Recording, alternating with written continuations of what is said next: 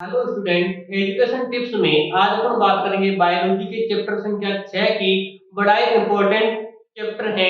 तो देखते हैं पहला क्वेश्चन। तो पहला क्वेश्चन है, सौतेर जनन सिद्धांत किसने दिया। क्वेश्चन है, सौतेर जनन सिद्धांत किसने दिया। तो देखो, सौतेर जनन सिद्धांत, तो सौतेर जनन सिद्धांत दिया था थेलस ने, प्लेटो ने, तो दिया था अरस्तु ने। ध्यान रखना कि सौतेर जनन सिद्धांत है वो थेलस, प्लेटो और किसने दिया था, अरस्तु नाम के वैज्ञानिक ने।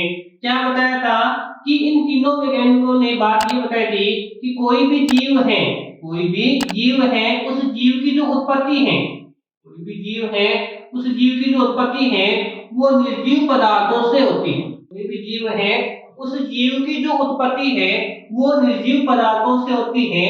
ये बात किसने बताई, थेलस, प्लेटो और किसने बताई भाई, अरस्तु नाम के वैज्ञानिक ने। कैसे बताई, जैसे मान लो कोई कपड़ा है, जैसे कोई कपड़ा है, जैसे मान लो रोटी का कोई टुकड़ा है, रोटी के जो टुकड़े हैं उन पर क्या उत्पन्न होना भाई, चूहों का उत्पन्न होना। रोटी है, कपड़ा है, उनके जो टुकड़े हैं उन पर चूहों का उत्पन्न होना। या अपन मान लो कोई मीठा पदार्थ है, मीठा पदार्थ डालते हैं तो वहां पर कौन भाई, जो कीटे वगैरह है उनका उत्पन्न होना, कीटे वगैरह क्या हो जाती है वहां पर उत्पन्न होती है। ये बात किसने बताई भाई, थेलस, प्लेटो, अरस्तु। तो ध्यान रखना, सौतेर जनन सिद्धांत थेलस, प्लेटो और किसने बताया भाई, अरस्तु नाम के वैज्ञानिक ने बताया।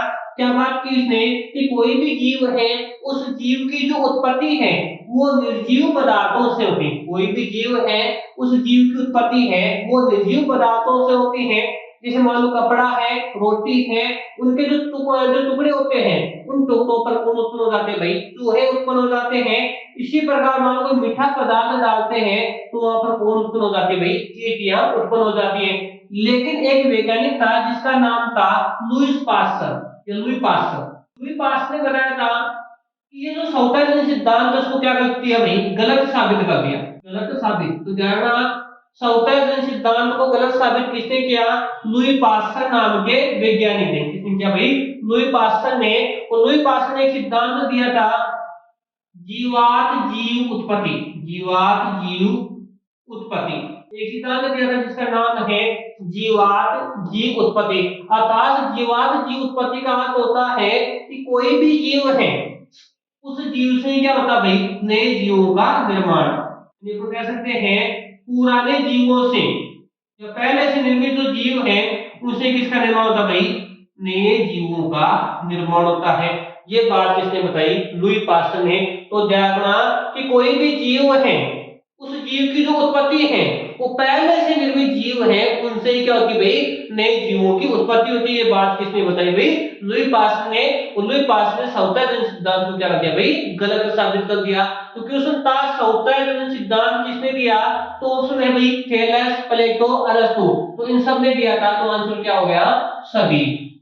ठीक है, लेकिन क्वेश्चन पूछ लिया कि इन नियम को गलत साबित किसने किया, तो ध्यान रखना लुई पास्चर ने। और क्वेश्चन पूछा था भाई लुई पास्चर का सिद्धांत कौन सा है, तो ध्यान रखना जीवात जीव उत्पत्ति।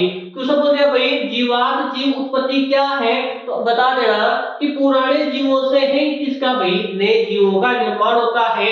ये बात किसने बताई भाई, लुई पास्चर ने। तो आपका पहला क्वेश्चन था सौतेर जनन सिद्धांत किसने दिया, तो थेलस, प्लेटो और अरस्तु ने दिया।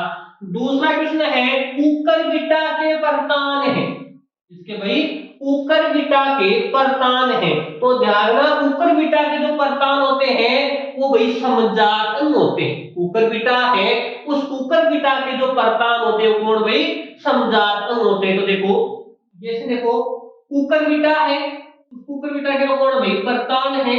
या तो कह सकते हैं बोगेनविलिया, बोगेनविलिया के कांटे। इनमें क्या पाए थे भाई, कौन से होते हैं, ध्यान रखना समजात अंग। बोगेनविलिया के कांटे और कुकुरबिटा के जो परतान है वो कौन से अंग भाई, समजात अंग। और ये भी किसमें होते हैं भाई, पौधों में। तो ध्यान रखना, पौधों में समजात अंग है। तो ध्यान रखना, कुकुरबिटा के परतान है और कौन है भाई, बोगेनविलिया के कांटे। अब देखो ये समजात अंग होते क्या है, क्वेश्चन है समजात अंग क्या होते हैं, कि ऐसे अंग, ऐसे अंग जो संरचना में और कार्य में क्या, सॉरी संरचना और उत्पत्ति में तो क्या हो समान, संरचना और उत्पत्ति में तो क्या हो समान, लेकिन कार्य की दृष्टि से क्या हो भिन्न हो वो क्या कहलाते हैं, समजात अंग। यानी ऐसे अंग जो संरचना और उत्पत्ति में समान हो लेकिन कार्य में भिन्न हो उसे क्या बोलते हैं, समजात अंग बोलते हैं। और पौधों में जो समजात अंग होते हैं वो कुकुरबिटा के पत्तान है और कौन है भाई, बोगेनविलिया के कांटे।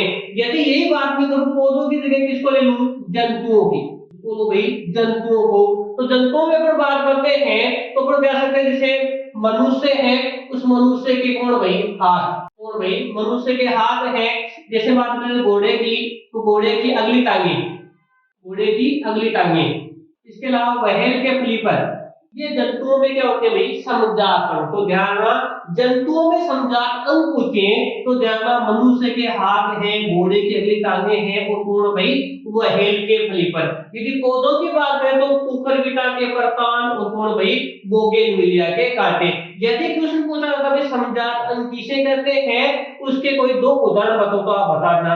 या क्वेश्चन पूछे भी समजात अंग किसे कहते हैं, पौधों के, या पौधों में समजात अंगों के कोई दो एग्जांपल, या जंतुओं के कोई दो एग्जांपल लिखो तो आप बता देना। वो समजात अंग क्या होते हैं कि ऐसे अंग जिसकी संरचना और उत्पत्ति समान हो लेकिन कार्य क्या हो, भिन्न हो तो क्या कहलाते हैं भाई, समजात। यदि क्वेश्चन पूछा जाता है समवर्ती अंग क्या, कौन से पूछे भाई, समवर्ती, तो जाएगा कि ऐसे अंग जो संरचना और उत्पत्ति में क्या हो, संरचना और उत्पत्ति में क्या हो, भिन्न हो, संरचना और उत्पत्ति में क्या हो, भिन्न हो, और कार्य में क्या हो, समान हो, कार्य में क्या हो, समान हो, ऐसे अंग क्या कहलाते हैं, समवर्ती अंग कहलाते हैं। यानी ऐसे अंग संरचना और उत्पत्ति में भिन्न हो और कार्य की दृष्टि से क्या हो भाई, समान हो, क्या कहलाते हैं, समवर्ती अंग कहलाते हैं। अब यदि बात करें समवर्ती अंगों की एग्जाम्पल की, जैसे मान लो पौधों की बात करें, जैसे शकरकंद है और कौन होता भाई, आलू। जैसे मान शकरकंद है, आलू है, वो जड़ और तने के रूपांतरण से, जड़ व तने के रूपांतरण से, जड़ व तने के रूपांतरण से। यदि बात करूं मैं किसकी, जंतुओं की, किसकी बात करूं भाई, जंतुओं की, जो जंतुओं में देखते हैं जैसे पक्षी है, तितली है, पक्षी, पक्षियों के और तितलियों के कौन भाई, पंख, पक्षी और तितलियों के पंख हैं। इसके अलावा हम कह सकते हैं स्तनधारियों के नेत्र, स्तनधारियों के नेत्र, ठीक है। वो किस प्रकार के होते हैं, तो ज्यादा समवर्ती अंग। कौन से होते हैं, समवर्ती अंग। तो देखो छोटा क्वेश्चन तो अपने पास में देखो कुकुरबिटा के परकान है, तो ध्यान समझात अंग। कुकुरबिटा के अलावा क्वेश्चन पूछा भाई बोगेनविलिया के कांटे, तो कौन है भाई, समझात अंग। यदि क्वेश्चन थोड़ा बड़ा पूछ लिया, 1.5 नंबर का 2 नंबर का क्वेश्चन आ जाए कि समझात व समवर्ती अंग क्या है, अंतर लिखो, या समझात और समवर्ती अंग किसे कहते हैं, उदाहरण लिखो तो आप बता देना। समझात अंग की डेफिनेशन कि ऐसे अंग जिसकी संरचना और उत्पत्ति समान कार्य क्या होता है भाई, असमान हो या भिन्न भिन्न हो उसको बोलते हैं समझात अंग के नाम से। यदि बात करें पौधों की, पौधों में कुकुरबिटा के परतान है और बोगेनविलिया के कांटे हैं।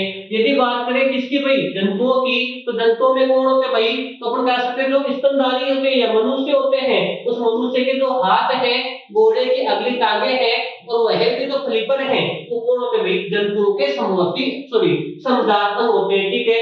अब यदि बात करूं समवर्ती की, तो ऐसे अंग जो उत्पत्ति और संरचना में जो क्या हो गई, भिन्न भिन्न हो और कार्य में क्या हो, समान हो, ऐसे अंग क्या कहलाते हैं, तो जानना समवर्ती अंग कहलाते हैं। समवर्ती अंग की बात करें पौधों में, तो हमने लिखा है कि शकरकंद है और आलू है, वो जड़ और तने के रूपांतरण से है। और यदि बात करें जंतुओं की, तो जंतुओं में कौन है भाई, तो जानना स्तनधारियों के तो नेत्र है, पक्षियों के और तितलियों के कौन है भाई, पंख है। कौन से होते भाई, समवर्ती अंग है। तो क्वेश्चन नंबर 2 हो गया, कुकुरबिटा के प्रकार होते हैं, तो आंसर देना समजाती अंग, ठीक है।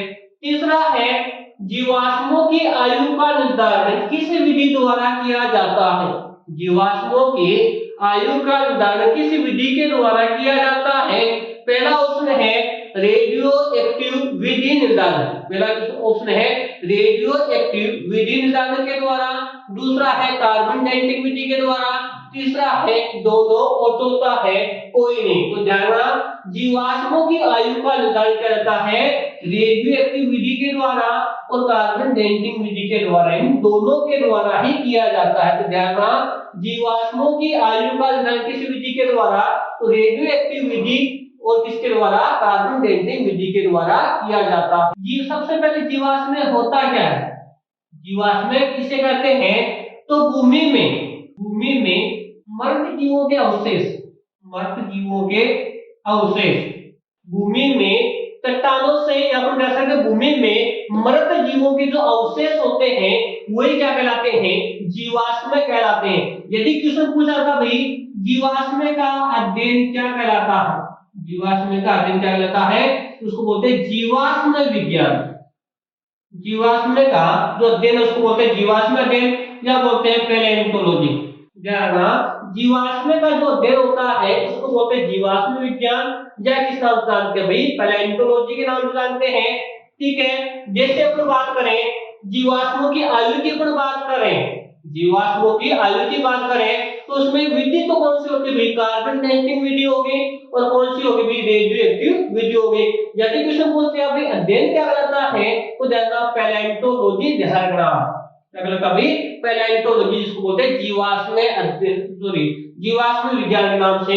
जैसे भाई डायनासोर, जैसे डायनासोर वगैरह। ठीक है, अब देखो ये जो जीवों के जो आयु का निर्धारण होता है वो इसमें क्या होता है, इसमें जो एक तो कार्बन 14 है और भाई तो कार्बन 14 होता है, एक होता है यूरेनियम 239, एक होता है यूरेनियम 239 की जो बची हुई मात्रा है, बची हुई मात्रा है उनका पता लगाने के लिए इसका उपयोग करते हैं। किसका भाई, कार्बन 14 और यूरेनियम 239 है, यूरेनियम 239 है, उनकी बची हुई जो मात्रा है उनका पता लगाने के लिए किसका अध्ययन करते हैं भाई, तो रेडियो एक्टिविटी का करते हैं। ठीक है, यूरेनियम को इसमें 238 भी ध्यान रखना है, 239 भी। ठीक है, उसके बाद यदि बात करें जो घोड़ा होता है, घोड़े का जो जीवाश्म है, घोड़े के जीवाश्म है वो पूर्ण रूप से भी ज्ञात है, घोड़े के जो जीवाश्म है वो क्या होते हैं भाई, पूर्ण रूप से ज्ञात है। जैसे इटोप्सिस, इटोपिस, जैसे मेसोपिस, जैसे मेरिचिप्स, इसके अलावा पेलियोचिप्स, इसके अलावा इक्वस, और इक्वस को बोलते हैं आधुनिक घोड़ा, आधुनिक घोड़ा। तो ये भी आपको ध्यान रखना है कि घोड़े के जीवाश्म पूर्ण रूप से ज्ञात है, उसका क्रम बताओ तो ध्यान में पहले कौन आएगा, इटोप्सिस, कौन भाई, इटोप्सिस आएगा, उसके बाद मेसो, उसके बाद मेरिचिप्स आएगा, उसके बाद पेलियोचिप्स आएगा, उसके बाद में इक्वस। या क्वेश्चन पूछा भाई आधुनिक घोड़े का वैज्ञानिक नाम क्या है, तो ये भी आपको पता होना चाहिए, कौन होता भाई, इक्वस होता है, कौन होता भाई, इक्वस होता है। तो क्वेश्चन था जीवाश्मों की आयु का निर्धारण किस विधि के द्वारा, कार्बन डेटिंग विधि के द्वारा और किसके द्वारा, रेडियोएक्टिव विधि के द्वारा जानता है। इसका अध्ययन जीवाश्म होता क्या है, भूमि में मृत जीवों के अवशेष जीवाश्म कहलाते हैं, अध्ययन पैलेंटोलॉजी कहलाता है। इसकी मात्रा बची हुई इसमें कार्बन 14 की और यूरेनियम 238 की बची हुई मात्रा का पता लगाने के। तो घोड़े के जो जीवाश्म पूर्ण रूप से ज्ञात है इस प्रकार से। तो ये अपना क्वेश्चन था 3 नंबर। ठीक है, चौथा क्वेश्चन है मेंढक का टेटपोल लार्वा किसके समान होता है, मेंढक है उस मेंढक का जो टेटपोल लार्वा होता है वो किसके समान होता है, तो ध्यान, मेंढक का जो टेटपोल लार्वा होता है वो किसके समान होता है भाई, मछली के समान होता है। किसके समान होता है भाई, मछली के समान होता है। मछली है, सुअर है, बंदर है, इन सभी जो प्रारंभिक अवस्था होती है वो क्या होती है भाई, सम्मान होती है। क्या होती है भाई, सम्मान होती है। और अपन कह सकते हैं कि जितने भी जो मेटाजोआ जो संघीय जो प्राणी है, जितने भी जो मेटाजोआ जो प्राणी है उनका जो निर्माण है वो एकोशिकीय युग्मनज से हुआ है, उनका जो निर्माण है वो एकोशिकीय युग्मनज से हुआ है। उनकी जो प्रारंभिक अवस्था होती है वो लगभग क्या होती है भाई, समान होती है। लेकिन क्वेश्चन है मेंढक का टेटपोल लार्वा किसके समान होता है, तो आपका आंसर आएगा भाई मछली के समान होता है। तो आशा करते हैं ये 4 क्वेश्चन थे, चारों बड़े इंपॉर्टेंट क्वेश्चन है और बोर्ड एग्जाम की दृष्टि से बहुत इंपॉर्टेंट।